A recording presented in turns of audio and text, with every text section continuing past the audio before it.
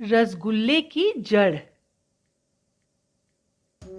एक वक्त की बात है, एक बार राजा मान सिंह के राज्य में दूर देश ईरान से एक व्यापारी आते हैं। महाराज उस व्यापारी का स्वागत मेहमान की तरह शानदार तरीके से करते हैं। वह मेहमान के लिए तरह तरह के पकवान और स्वादिष्ट भोजन बनवाने का आदेश देते हैं, साथ ही कई अन्य सुविधाओं का आयोजन करते हैं।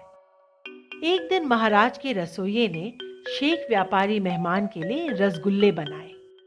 जब शेख व्यापारी ने रसगुल्ले खाए तो उसे वो रसगुल्ले बहुत स्वादिष्ट लगे।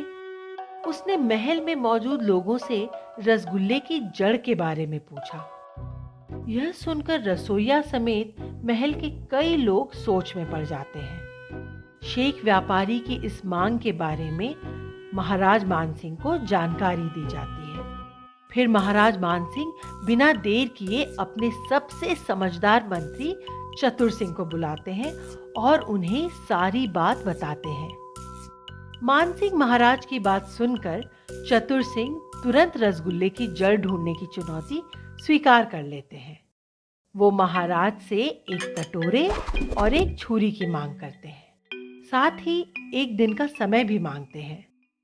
फिर अगले दिन महाराज की भरी सभा में चतुर सिंह कटोरे में रसगुल्ले की जड़ लेकर आ जाते हैं।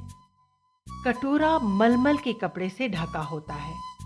चतुर सिंह उस कटोरे के साथ शेख व्यापारी के पास जाते हैं और उन्हें कपड़ा हटाने को कहते हैं। जैसे ही शेख व्यापारी कटोरे का कपड़ा हटाता है तो वहां बैठा हर कोई हैरान हो जाता है।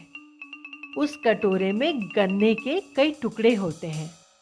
महाराज के साथ हर कोई हैरान होकर चतुर सिंह से पूछता है कि ये क्या है।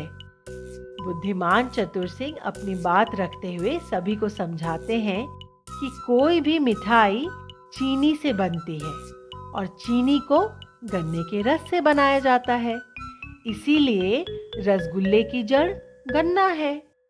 चतुर सिंह की यह बात सुनकर सभी हंस पड़े और खुश होकर चतुर सिंह की बात से सहमत भी हुए।